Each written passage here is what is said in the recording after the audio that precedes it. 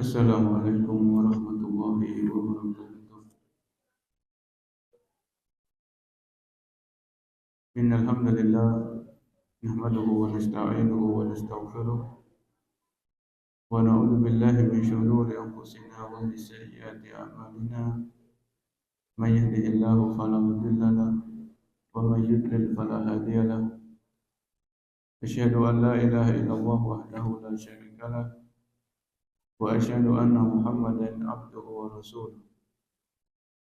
Ya ayyuhalladzina amanu taqullaha haqqa tuqatih ولا تموتن إلا وأنتم مسلمون يا أيها الناس اتقوا ربكم الذي خلقكم من نفس واحدة وخلق منها زوجها وبث منهما رجالا كثيرا ونساء واتقوا الله الذي تساءلون به والأرحام إن الله كان عليكم رقيبا يا أيها الذين آمنوا اتقوا الله وقولوا قولا سديدا يصلح لكم أعمالكم ويغفر لكم ذنوبكم ومن يطع الله ورسوله فقد فاز فوزا عظيما أما بعد فإن أصدق الحديث كتاب الله وخير الهدى هدى النبي صلى الله عليه وسلم وشر الأمور محدثاتها وكل محدثة بدعة وكل بدعة ضلالة وكل ضلالة في النار.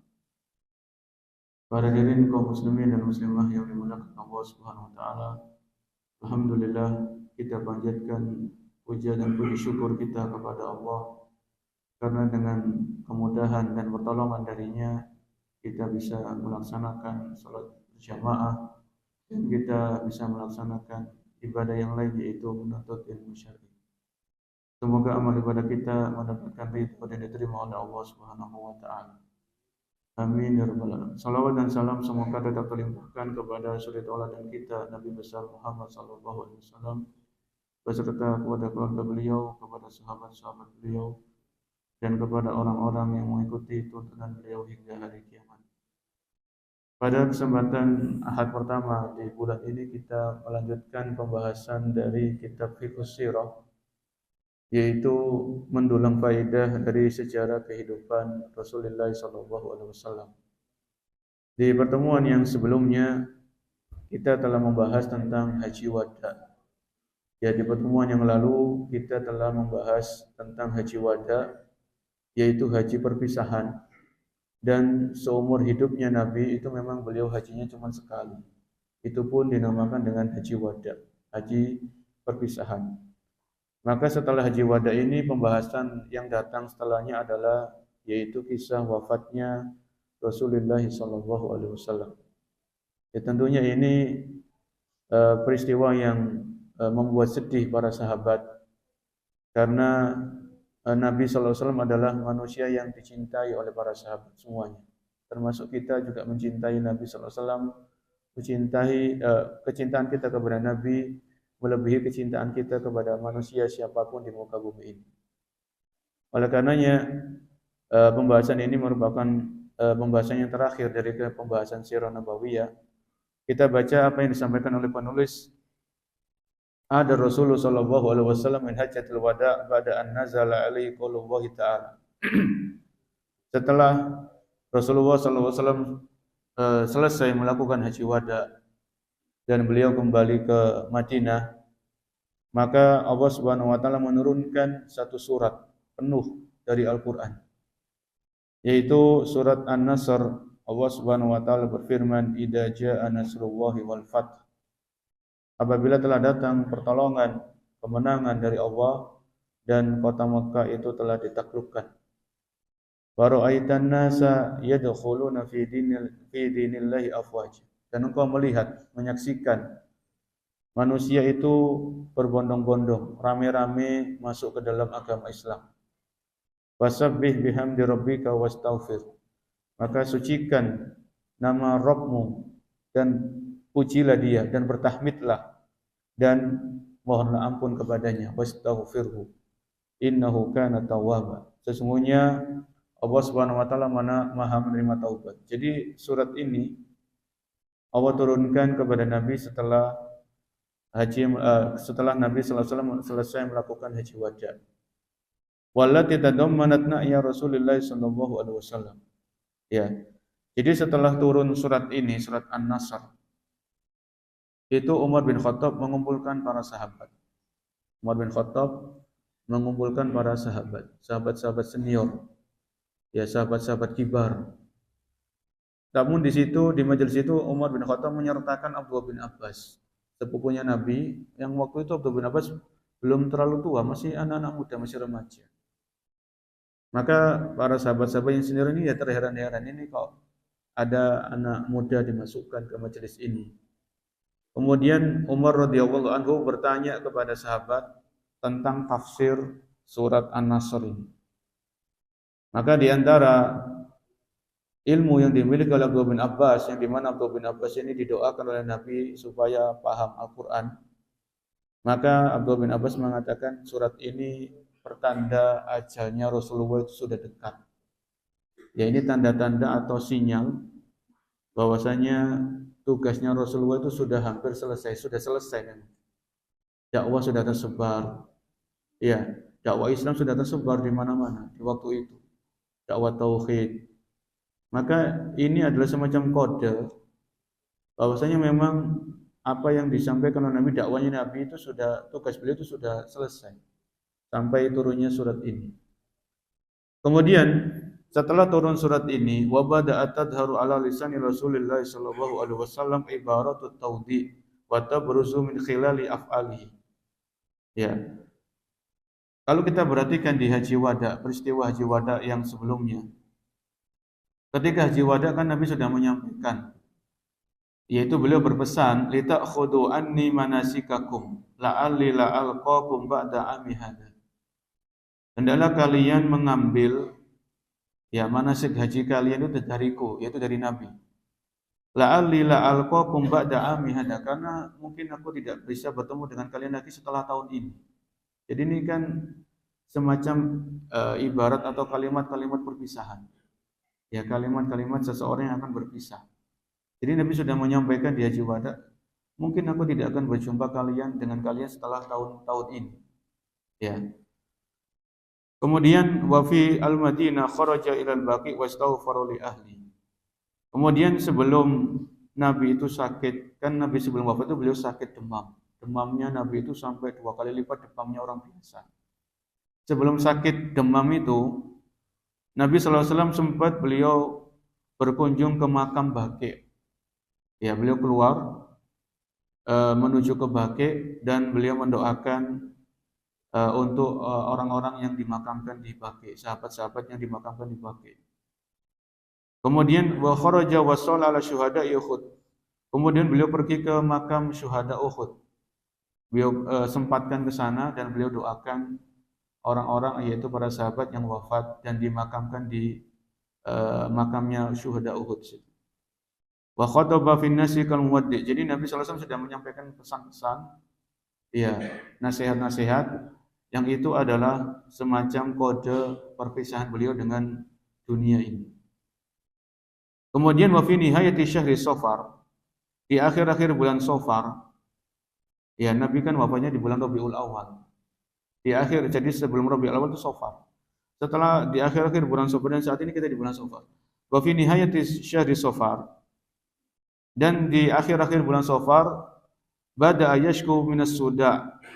Beliau mulai merasakan rasa pusing. Ya, rasa pusing yang cukup berat. Wa akhadha yaskulu bihil marad. Dan beliau pun terserang dengan sakit, itu sakit demam. Ya, sakit demam. Bahkan disebutkan dalam referensi yang lain, jadi kalau Nabi itu wafatnya di hari Senin, ya tanggal 12 Rabiul Awal, hari Senin, maka beliau terakhir sholat jadi imam dengan para sahabat itu di hari Kamisnya. Sholat terakhir beliau jadi imam sholat maghrib. Setelah itu beliau nggak bisa ke masjid, susah karena sakit beliau yang semakin tambah parah. Ya. Kemudian di akhir-akhir hayatnya beliau itu beliau memberikan pesan dan nasihat-nasihat lagi. Awsa bi ikhrajil musyrikin min jaziratil Arab.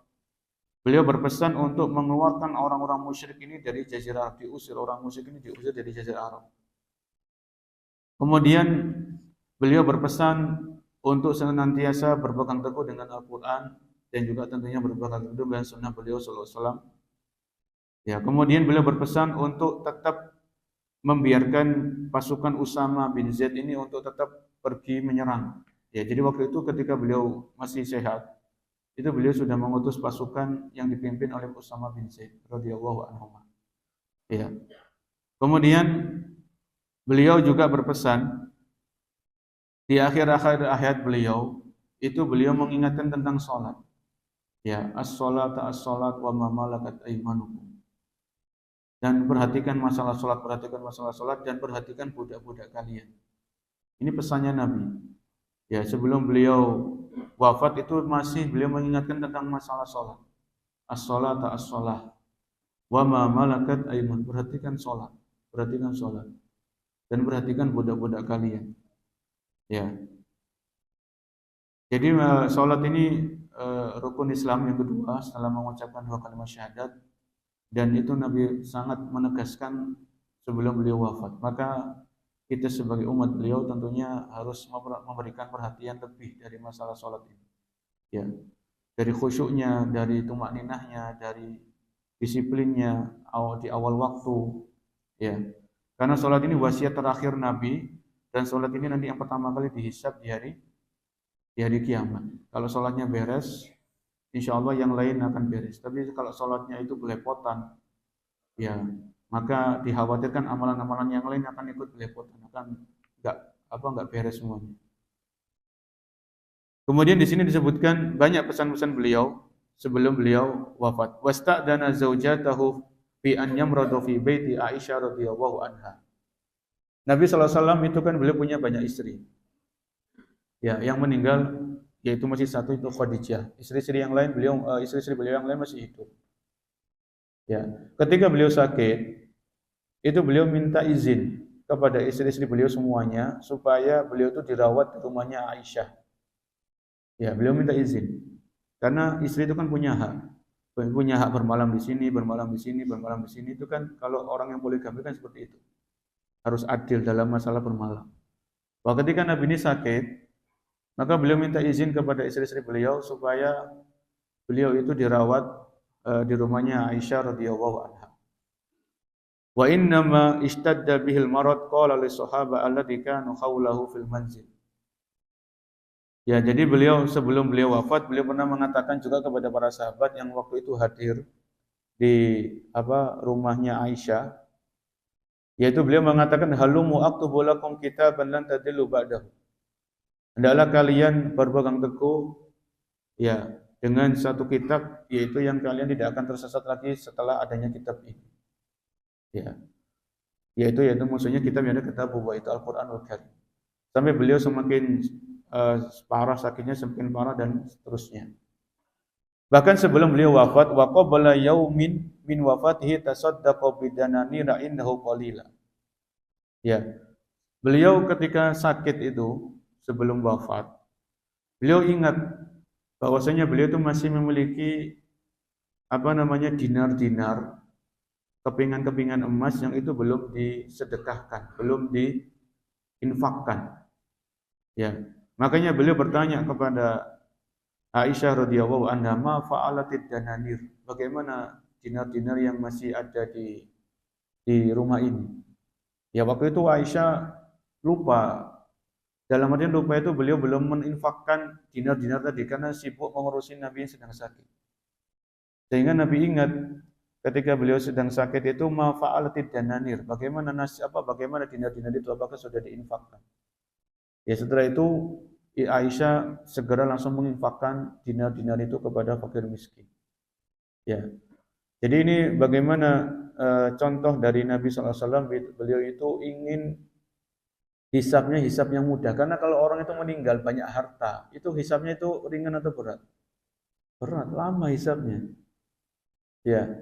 Jadi hisabnya itu lama. Semakin banyak fasilitas yang Allah berikan kepada kita, itu semakin lama hisabnya. Dan sudah pernah dengar atau mungkin pernah kita baca, orang miskin itu masuk surga duluan daripada orang kaya. Ya, masuk surga duluan. Orang miskin apa yang dihisab? Apa yang dihisap? HP mungkin HP jadul ya. HP jadul. Nggak ada medsosnya, nggak ada akun ini, nggak ada akun yang aneh-aneh. Hisapnya mudah para jemaah. Rumah ngontrak beres atau mungkin nggak ngontrak, mungkin rumah apa pinjaman atau yang semisalnya. Ya, jadi bukan berarti kita harus menyedekahkan apa yang kita miliki, tidak. Tetap kita perlu meninggalkan ahli waris kita itu supaya nggak minta-minta. Di sini Nabi mengatakan kenapa dinar itu disedekahkan. Beliau mengatakan la nuras, kita ini para nabi tidak memberikan warisan. Jadi warisannya nabi itu ya ilmu itu tadi, ilmu. Jadi nabi nggak meninggalkan harta. Ya, harta beliau sebelum beliau wafat itu disedekahkan semuanya. Memang ini khusus para nabi. Para nabi itu tidak memberikan warisan. Warisan nabi itu ya ilmu agama itu. Ini seutama-utama warisan ya ilmu itu tadi. Ya, ma taraknahu shadaqah. Kata Nabi, apa yang kita tinggalkan itu ada sedekah. Jadi Nabi berpesan seperti itu. Ya. Kemudian Nabi ketika beliau sakit itu beliau panggil putrinya. Jadi putri yang semata wayang yaitu Fatimah. Karena semuanya sudah meninggal. Ya, Abdullah meninggal, Qasim meninggal, Ibrahim meninggal, Ummu Kulsum sudah meninggal. Kemudian Zainab meninggal, Ruqayyah meninggal. Jadi ini tinggal Fatimah toh. Fatimah ya putri semata wayang ya tinggal satu-satunya ini toh keluarganya Nabi. Selain istri-istri tadi ya, selain istri-istri beliau, ya keturunan Nabi tinggal satu ini Fatimah ini saja. Ya makanya Fatimah dipanggil ketika Nabi itu sakit. Dibisiki sama Nabi. Suruh mendekat dibisiki. Ada 2 kali bisikan. Bisikan yang pertama Fatimah nangis. Bisikan yang kedua Fatimah tersenyum radhiyallahu anha. Bisikan yang pertama Nabi berpesan ittaqillaha wasbir. Hendaklah engkau jaga takwa dan sabar. Maksudnya Nabi itu akan meninggal. Jadi engkau harus sabar. Ya. Jadi kita bisa bayangkan ya Fatimah ini kan saudara-saudaranya sudah enggak ada. Ruqayyah enggak ada, Zainab enggak ada, Ummu Kulsum sudah enggak ada. Tinggal dia sendirian. Ya memang dia sudah menikah, ada suaminya, ada Ali dan sebagainya. Tapi kan suami tetap suami, tapi kan beda, saudara-saudarinya enggak ada. Saudaranya sudah enggak ada. Ibunya Khadijah sudah enggak ada. Ini tinggal bapaknya saja. Jadi Nabi tahu betul bagaimana nanti kondisi psikologi dari putrinya ini, maka sebelum beliau wafat itu beliau berpesan, ittaqillaha wasbir. Engkau jaga ketakwaan dan engkau sabar. Maka Fatimah pun meneteskan air mata. Ini sahabat-sahabat atau istri-istri Nabi itu hadir sampai mereka terheran-heran. Kemudian yang kedua, Nabi membisiki, tidaklah engkau ridho, engkau adalah sebagai seorang pemimpin wanita ahli surga. Ya. Kemudian Fatimah tersenyum. Fatimah tersenyum dengan kabar tersebut. Beliau dijadikan oleh Allah SWT sebagai sayyidatun nisa'i ahli jannah, pemimpin bagi wanita-wanita penghuni surga. Ya. Wa fi yaumil itsnain min syahri Rabiul Awal li amin ahada ahsyar min al-hijrah. Ya. Jadi di hari Senin, jadi ketika Nabi itu mulai hari Kamis tadi seperti yang kita sampaikan, Kamis ya, mulai Kamis itu beliau sholat maghrib masih memimpin atau jadi imam. Setelah itu beliau Kamis sholat isya, beliau nggak bisa ke masjid. Kemudian Jumat, Sabtu, Ahad, sampai hari Senin. Seninnya kan beliau wafat. Seninnya beliau wafat. Jadi selama beliau tidak tidak ke masjid itu, yang jadi imam adalah Abu Bakar As-Siddiq radhiyallahu anhu. Beliau jadi imam. Ya. Awalnya ketika Nabi menjadikan Abu Bakar ini imam maksudnya imam jadi pemimpin sholat. Aisyah itu mengatakan, Aisyah kan putrinya Abu Bakar. Aisyah mengatakan sesungguhnya ayahku ini orangnya itu gampang menangis. Ya, maksudnya gampang menangis itu ketika baca Quran. Itu beliau gampang meneteskan air mata Abu Bakar. Rajulan baka itu sering menangis. Karena Abu Bakar ya paham Al-Quran, maksudnya Al-Quran bahasa Arab. Jadi beliau tahu tentang ayat ini, maka beliau sering menangis. Tapi tetap Nabi SAW itu berpesan meminta Abu Bakar untuk menjadi imam atau mengimami para sahabat dalam sholat berjamaah. Ya, dalam sholat berjamaah. Kemudian sampai di hari Senin pagi, kan beliau wafat itu sebelum duhur, di akhir-akhir waktu duha. Di Senin paginya, ketika para sahabat itu sholat subuh, itu Nabi sempat beliau membuka kelambu atau membuka tirai atau korden. Jadi di rumahnya, di kamarnya Aisyah itu semacam ada kayak tirai, korden. Itu kalau dibuka lihat Masjid Nabawi langsung kan dempetan kan ya, dempetan kayak gitu. Jadi di hari Senin pagi ini sahabat ini belum sholat, mereka masih menunggu iqomah, modelnya masih menunggu iqomah, belum mulai sholat. Nabi sempat membuka tirai itu, ya.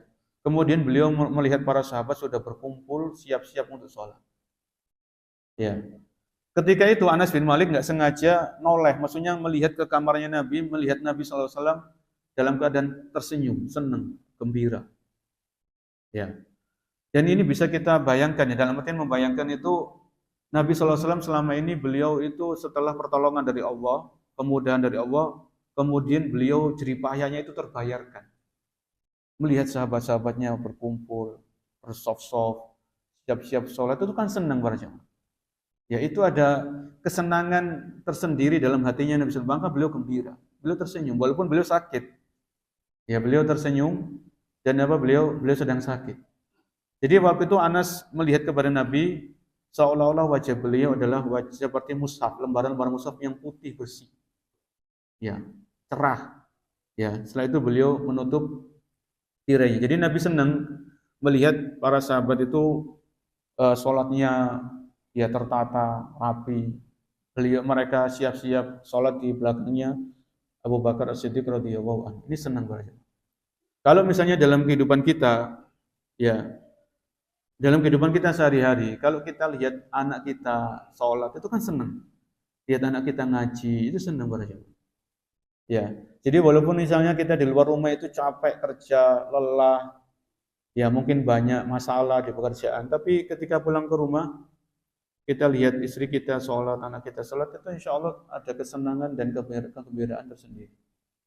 Ya, ini antara bapak dengan anak dan istrinya. Ini Nabi dengan umatnya, Nabi dengan para sahabat-sahabatnya. Ya.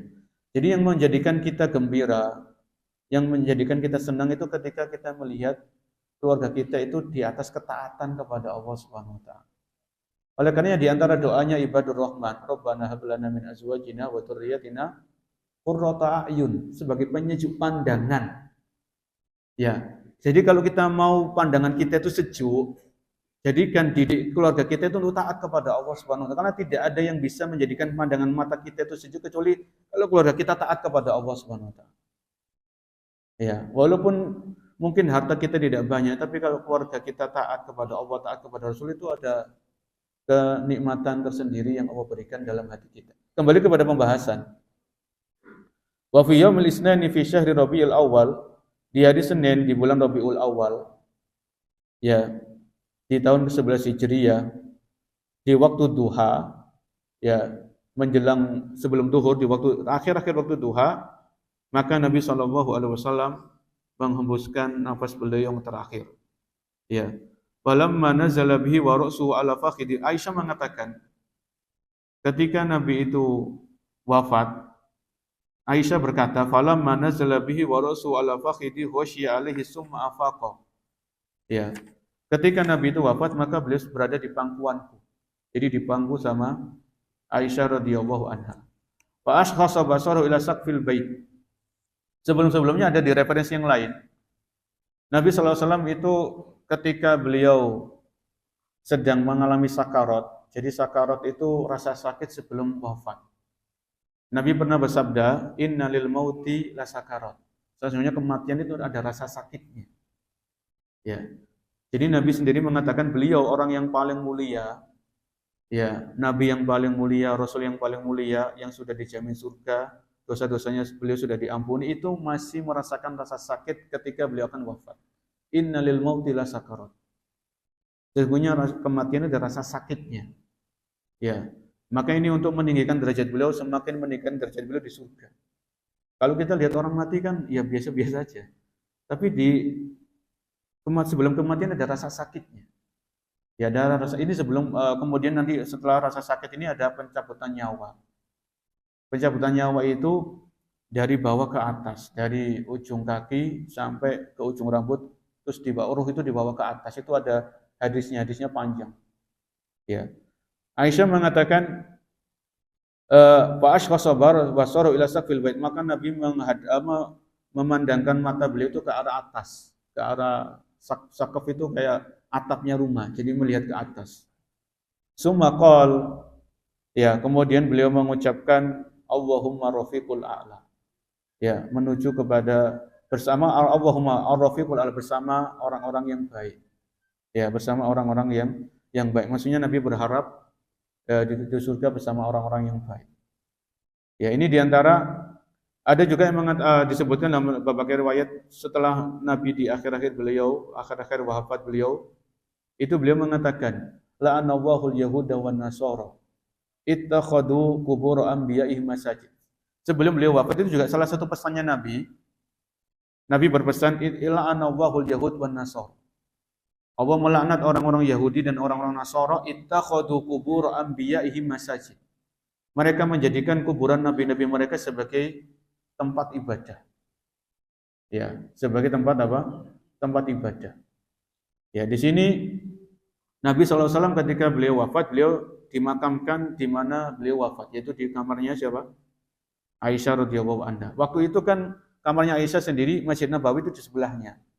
Kemudian Masjid Nabawi kan terjadi perluasan, sehingga makamnya Nabi itu masuk ke area Masjid Nabawi. Tapi pada asalnya belum masuk. Ya, jadi jangan dipahami Nabi itu dimakamkan di Masjid Nabawi. Tidak. Awalnya itu kamarnya Aisyah. Kemudian kan kaum muslimin kan semakin banyak jumlahnya. Sehingga perlu perluasan dan sebagainya. Ya. Itu pun makanya Nabi mengatakan, Nabi mengingatkan, Allah melaknat orang Yahudi dan Nasara, mereka menjadikan kuburan nabi-nabi mereka sebagai masjid, sebagai tempat ibadah. Ya, ini supaya beliau berpesan supaya umatnya ini jangan mengikuti kelakuannya orang-orang Yahudi dan Nasara. Ya, kuburan tetap kuburan, jangan dijadikan tempat ibadah, jangan dijadikan tempat baca Al-Quran dan sebagainya. Ya, kalau kita ziarah kubur ya sudah baca doa setelah itu pulang. Ya, assalamualaikum ya ahla diyar, sampai selesai. Setelah itu kita doa, kemudian pulang, nggak usah lama-lama di kuburan. Ya, makanya Nabi sangat menjaga tauhid ini. Beliau perhatian selain masalah sholat tadi, beliau perhatian masalah tauhid.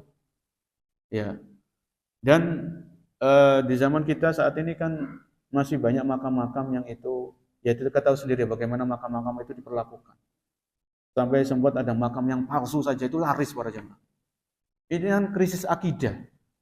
Jadi krisis akidah ini masih ada di sebagian umat Islam, sebagian saudara-saudara kita. Makam yang palsu kemudian diviralkan, ini, akhirnya jadi ramai. Ini kan mengerikan. Jadi Nabi beliau ketika wafat, beliau dimakamkan di kamarnya Aisyah. Kemudian kalau sekarang kan dikasih tembok yang tinggi, ya itu kalau nggak dikasih tembok kira-kira bagaimana itu? Mungkin jadikan ini luar biasa. Jadi alhamdulillah di sini pemerintah Saudi itu sangat memperhatikan masalah tauhid. Jadi kasih tembok. Itu pun kalau kita ziarah ke Masjid Nabawi, itu kan ada apa? Ada askar ya, ada kayak satpam itu yang jaga di situ. Jangan sampai ada orang tabaruk ini minta-minta kepada Nabi, jangan. Suruh cepet-cepetan. Kalau sudah selesai, suruh ngaling. Ojo suwe-suwe nanti. Ya, ini kuburan Nabi SAW. Kembali di sini. Setelah Nabi wafat, sebagaimana dikatakan oleh Aisyah radhiyallahu anha, wa tasarrabal hadan naba'ul fadih wal hadasul jalal ila sahabat. Ya, kabar atau berita tentang wafatnya Nabi itu tersebar di kalangan para sahabat. Ya, sampai sahabat itu kaget. Ya, sampai diriwayatkan dari Umar itu awalnya nggak percaya. Barang siapa yang mengatakan Rasulullah telah wafat, aku akan penggal lehernya. Kan nggak percayanya. Ya, saking nggak percayanya. Gempar para sahabat. Kehidupan para sahabat itu goncang dan gempar. Ya, kaget. Ini kan musibah yang besar yang dialami oleh para sahabat, yaitu wafatnya Nabi SAW. Karena kecintaan para sahabat kepada Nabi sangat besar. Kalau di salah satu peperangan, yaitu perang Uhud kalau nggak salah itu. Perang Uhud ini ada seorang wanita sahabiyat. Itu dia punya suami punya saudara, punya anak. Itu semuanya ikut perang Uhud. Ketika sahabat wanita ini dikabarkan suamimu wafat, apakah Nabi SAW nggak apa-apa, beliau masih selamat? Maka wanita ini tenang. Kemudian wanita ini dikabari anakmu meninggal, mati syahid.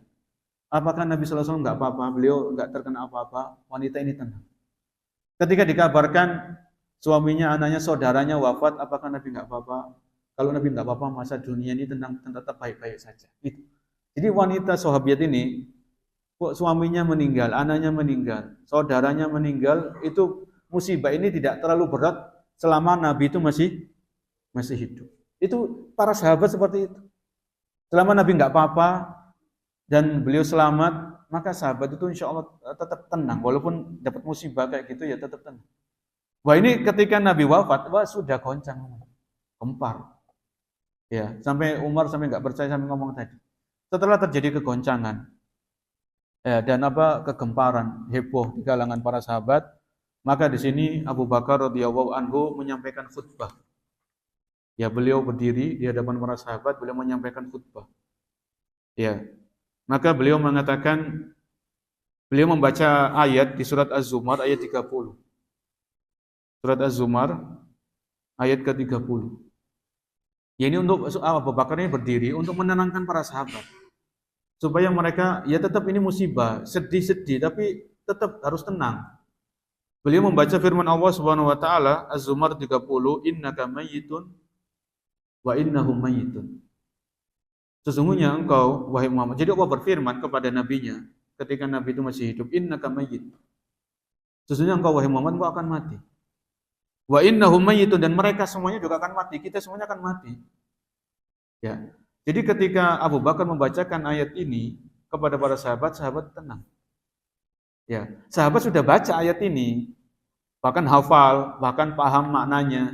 Cuman ini kan musibah ini sangat-sangat besar, shock itu, membuat orang itu shock. Ya, akhirnya di sini Abu Bakar mengambil andil, sampaikan ceramah, sampaikan khutbah. Selain itu Abu Bakar radhiyallahu anhu membaca firman Allah di surat Ali Imran ayat 144. Ali Imran 144. Yaitu firman Allah Subhanahu wa taala, "Wa ma Muhammadun illa rasul." Muhammad ini hanyalah seorang rasul. Qad khalat min qablihi rusul. Sebelum beliau itu telah berlalu rasul-rasul yang sebelum beliau. Afa immata au qutila in qalabatum ala aqabikum. Ya, Allah berfirman, apakah seandainya Muhammad ini wafat atau seandainya beliau terbunuh, in qalabatum ala aqabikum, apakah kalian akan berpaling, kalian murtad, kalian keluar dari Islam? Wa may yanqalib ala aqibaihi fala yadurrullaha syai'a wa sayajzillahu syakirin. Jadi dalam ayat ini kan ada keterangan Ali Imran 144, afa imata, apakah seandainya Muhammad ini wafat? Ini kan menunjukkan bahwasanya suatu saat Nabi ini akan wafat. Ya, tenang para sahabat, bacakan ayat. Ya, bacakan ayat sama Abu Bakar radhiyallahu anhu. Kemudian setelah membaca dua ayat tadi, ya, setelah membaca dua ayat tadi, Abu Bakar radhiyallahu anhu mengatakan, "Man kana ya'budullaha fa innallaha hayyun la yamut." Barang siapa yang beribadah dan menyembah kepada Allah, maka Allah itu Maha hidup dan tidak akan mati. Wa man kana ya'budu Muhammadan fa inna Muhammadan qad mata. Barang siapa yang menyembah kepada Muhammad, maka Muhammad telah mati, telah wafat, kata Abu Bakar. Ini mengingatkan masalah tauhid lagi. Ya. Jadi beliau Nabi Muhammad itu kan Abdullahi wa Rasuluh, hamba dan utusan. Namanya hamba itu kan manusia, dan manusia itu akan mati. Ya, cepat atau lambat semuanya akan mati. Ya, hanya Allah yang Maha hidup dan Maha kekal. Makanya di sini Abu Bakar memberikan wejangan, memberikan nasihat supaya sahabat ini tenang. Ya, tetap mereka sedih, tapi jangan lupa bahwasanya Nabi ini beliau sudah wafat dan beliau meninggal dunia. Wa asaban nasu bihadzal hadatsil jalil adam dahsyatan adimatan. Ya, maka mereka goncang, mereka heboh. Karena apa? Karena kalau kita lihat di awal-awal Nabi hijrah ke Madinah. Jadi kalau ketika Nabi hijrah ke Madinah itu kan para sahabat gembira. Ya. Jadi dunia itu semakin terang benderang dengan datangnya Nabi ke kota Madinah. Sampai ada nyanyi apa bukan nyanyian atau kasidah tola al badru alaina kan begitu. Tola al badru alaina. Bulan purnama telah datang kepada kita. Itu saking senangnya para sahabat ketika Nabi datang atau hijrah ke Madinah. Wah, ini Nabi wafat. Berarti kan bulan purnamanya ini kan ketutup mendung sudah. Sudah sedih, sudah petang, dunia ini petang dedet orang. Ya, sudah gelap gulita. Walaupun itu Nabi meninggalnya waktu duha, yang itu matahari masih bersinar, terang. Karena ini musibah yang nggak biasa, jadi seolah-olah dunia ini sudah gelap gulita. Ketika Nabi datang, dunia terang benderang ke Madinah. Ketika Nabi wafat, dunia seolah-olah gelap gulita. Gelap, sudah petang gitu. Ya. Jadi di sini kemudian wajtama'an nasu baqiyata dzalikal yaum yaumul isnin fi saqifah bani Sa'idah wantahu ila bai'ati Abi Bakar As-Siddiq radhiyallahu anhu. Jadi disebutkan beliau itu wafatnya hari Senin. Ya. Kemudian beliau itu dimakamkan dalam beberapa referensi, dalam salah satu referensi beliau dimakamkan di hari Selasa atau di hari Rabu pagi. Ya. Jadi beliau dimakamkan itu di hari Rabu pagi. Kenapa? Alasannya yang pertama, kalau di zaman dulu berita kematian itu kan nggak secepat di zaman kita. Ya. Jadi kalau zaman dulu berita kematian dari mulut ke mulut. Sehingga para sahabat kaum muslimin yang rumahnya jauh dari Masjid Nabawi itu kan perlu perjalanan untuk bisa menyolati jenazahnya Nabi sallallahu alaihi wasallam. Ya. Itu pun karena kamarnya Aisyah itu bukan kamar yang luas pada jemaah, kamarnya sempit. Ya, sampai kalau kita pernah baca Nabi ketika sholat malam itu kakinya Aisyah itu selonjoran gitu. Kakinya ketika Nabi mau sujud kakinya Aisyah ini dipinggirkan dulu, baru bisa sujud. Jadi bukan kamar yang luas, kamar yang sederhana dan ya ala kadarnya gitu. Sehingga ketika Nabi wafat, itu para sahabat itu gantian, nyolati jenazah itu gantian. Ya, gantian ini selesai keluar, itu butuh waktu. Ya butuh apa? Butuh waktu. Sebelum Nabi ini dimakamkan, maka para sahabat radhiyallahu anhum itu mereka mengambil kesepakatan, yaitu di hari Selasa, ya mereka membaiat Abu Bakar radhiyallahu anhu sebagai khalifah. Ini menunjukkan akan pentingnya kepemimpinan. Jadi kepemimpinan itu nggak boleh kosong. Ya, tidak boleh kosong setelah Nabi wafat, karena umat ini butuh ada pemimpinnya. Maka para sahabat-sahabat, orang Muhajirin, orang Ansor, mereka semuanya setuju untuk menjadikan Abu Bakar sebagai khalifah setelah meninggalnya Nabi alaihissalam. Ya. Walamma buya Abu Bakar radhiyallahu anhu aqbala nasu ala jihazi Rasulullah sallallahu alaihi wasallam yaum Sulasa. Ya. Ketika Abu Bakar sudah dibaiat, sudah ditunjuk, diangkat menjadi khalifah, maka para sahabat pun menyiapkan pemakaman, ya menggali makam. Jadi rumahnya Aisyah, kamarnya itu digali, ya untuk dijadikan makamnya Nabi sallallahu alaihi wasallam. Kemudian disebutkan oleh salah satu riwayat, bagaimana kita menyolati Nabi ini tempatnya kecil. Udkhulu arsalan. Kita masuknya gantian. Ini selesai keluar, ini selesai keluar. Ya, baru nanti sampai semuanya sudah menyolati, baru Nabi itu dimakamkan. Kemudian disebutkan wa yu'ayyidu hada ya wa an Anas radhiyallahu anhu, sebutkan oleh Anas bin Malik radhiyallahu anhu. Beliau berkata, "Lamma kana al-yaumul ladzi dakhala fihi Rasulullah sallallahu alaihi wasallam al-Madinata ada'a minha kullu syai'." Ketika Nabi itu masuk ke Madinah, segala sesuatu itu menjadi bercahaya, terang benderang, kata Anas. "Falamma kana al-yaumul ladzi mata fihi adlama minha kullu syai'." Setelah beliau wafat, maka segala sesuatu itu menjadi gelap. Wa ma nafatna lin Nabi sallallahu alaihi wasallam al-aidi hatta ankarana qulubuna. Sampai-sampai kita itu enggak percaya kalau Nabi itu sudah wafat, kata Anas bin Malik radhiyallahu anhu. Ya. Maksudnya apa? Kok semua sesuatu itu jadi gelap? Ya, ketika Nabi itu wafat, karena para sahabat ini kehilangan sosok yang selama ini mengajari mereka, membimbing mereka, mendidik mereka, ngopeni mereka. Kalau ada perselisihan itu Nabi yang menengahi. Ya, itu mereka kehilangan ini semuanya. Ya, kehilangan ini semuanya. Ya, kalau kita dalam kehidupan kita sehari-hari, Kita sebagai seorang anak, orang tua kita sudah nggak ada itu beda. Ya, wong kita ketika orang tua itu masih ada, saudara kandung itu kan masih eker-ekeran, tukaran. Itu orang tuanya mendamaikan. Kalau orang tua sudah nggak ada, ya sudah bertengkar ya bertengkar. Sudah ramai sudah, nggak ada yang mendamaikan lagi. Ini antara anak dan orang tua. Ini umat kepada nabinya.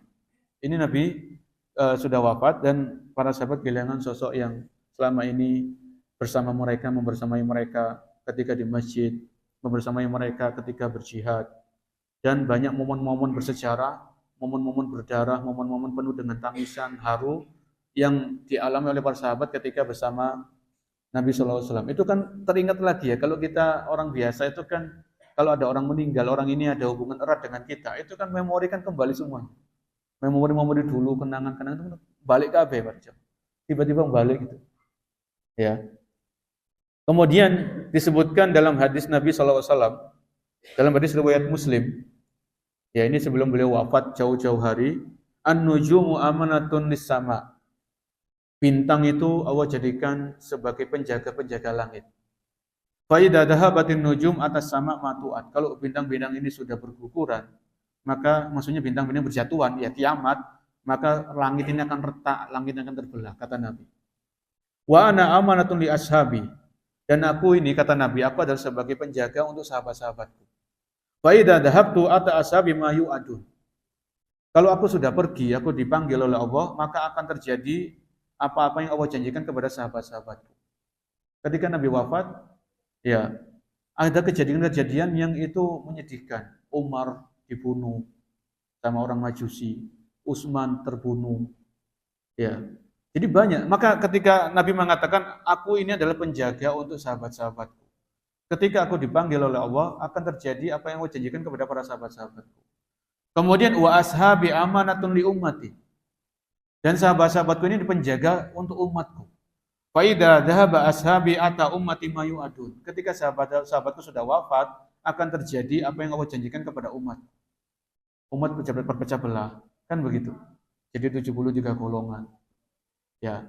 Maka ini sudah kita dapatkan. Ketika para sahabat sudah wafat, umat berpecah belah. Ya, semuanya ini macam-macam. Dan jalan keselamatan itu kita berpegang teguh dengan sunnah dan pemahaman para sahabat. Karena sahabat sudah wafat. Ya. Maka ini diantara kejadian-kejadian yang terjadi sebelum Nabi SAW itu meninggal dunia sampai beliau dimakamkan. Kemudian pelajaran-pelajaran yang bisa kita petik dari wafatnya Rasulullah SAW itu banyak sekali pelajaran-pelajaran. Di antaranya, yang pertama adalah bagaimana keadilan, ya sikap adil yang diajarkan oleh Nabi SAW. Beliau orang yang adil. Ketika beliau masih sehat dan ketika beliau masih sudah sakit, itu beliau adil. Contohnya mana? Ya contohnya ketika beliau memiliki banyak istri dan beliau berkehendak supaya ketika beliau sakit dirawat di rumahnya Aisyah, maka beliau izin dulu kepada istri-istri yang lain. Kemudian mereka mengizinkan sehingga Nabi SAW dirawat di rumahnya Aisyah radhiyallahu anha. Kemudian yang kedua, pelajaran yang lain dari kisah wafatnya beliau, fadilatun khassatun li Aisyah bintus Siddiq radhiyallahu anha. Dari kejadian wafatnya Nabi itu kita dapat pelajaran tentang keutamaan Aisyah radhiyallahu anha.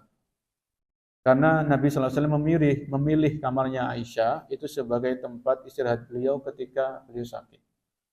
Ya, sebelum beliau menghadap Allah Subhanahu wa taala, beliau kembali kepada Allah, maka beliau memilih kamarnya Aisyah itu sebagai tempat beliau untuk dirawat atau istirahat di saat beliau sakit.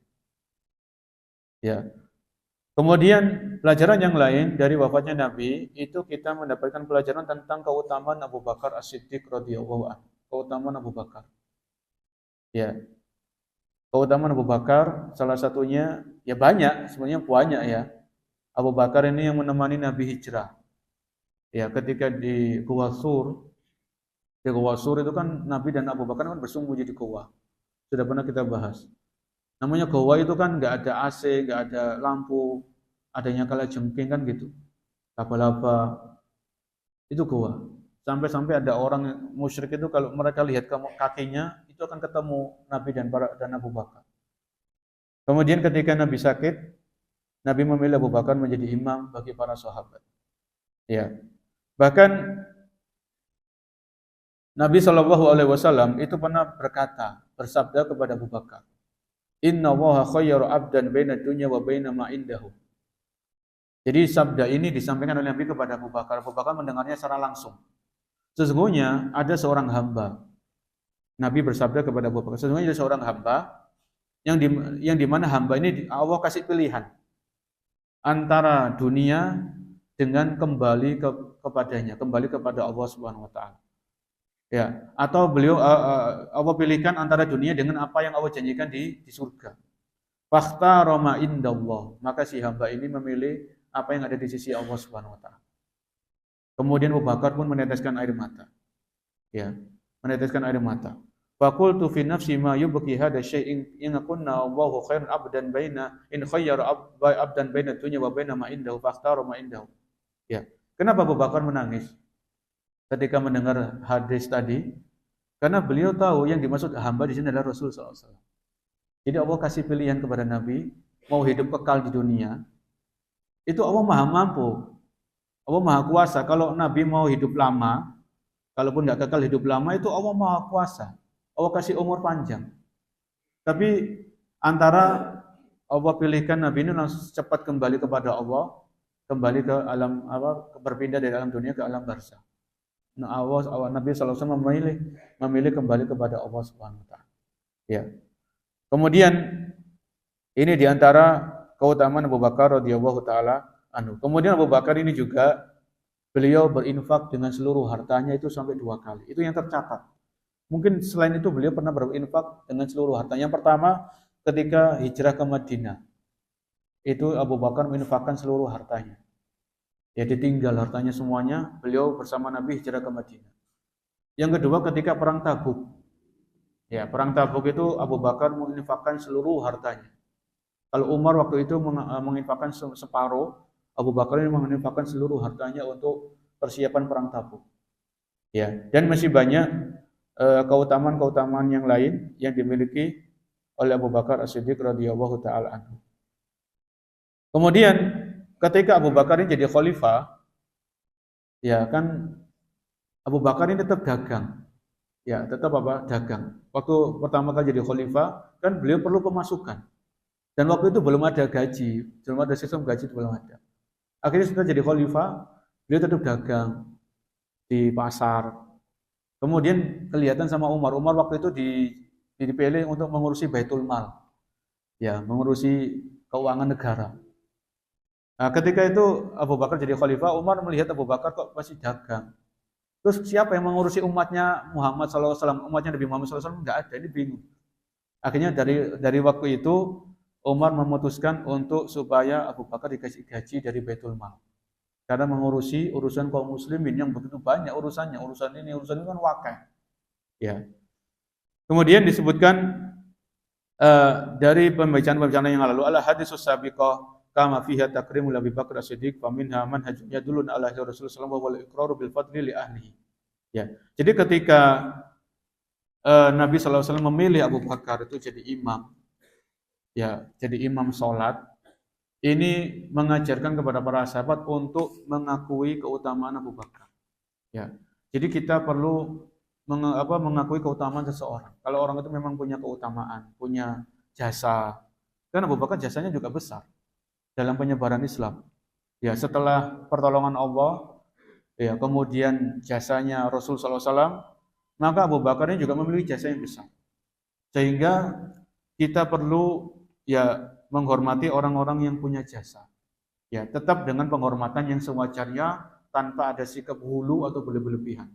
Ya, sewajarnya kita hormati, kita muliakan sebagaimana para sahabat memuliakan Abu Bakar As-Siddiq radhiyallahu taala anhu.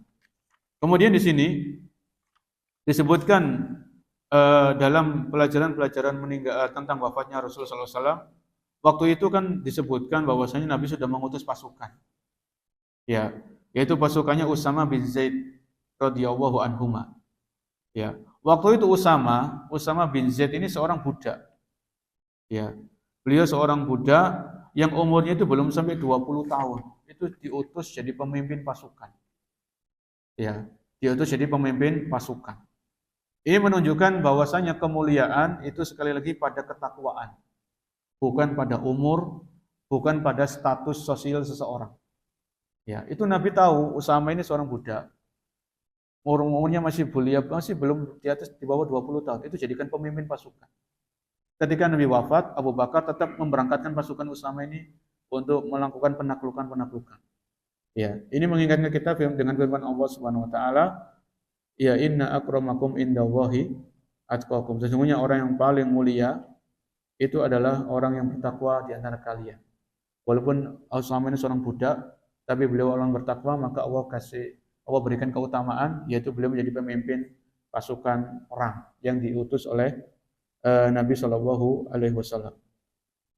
Kemudian di antara pelajaran yang lain, mungkin pelajaran yang terakhir untuk pertemuan hari ini, ya insya Allah pelajaran yang lain kita sampaikan di pertemuan berikutnya, yaitu adab dalam mengunjungi orang sakit.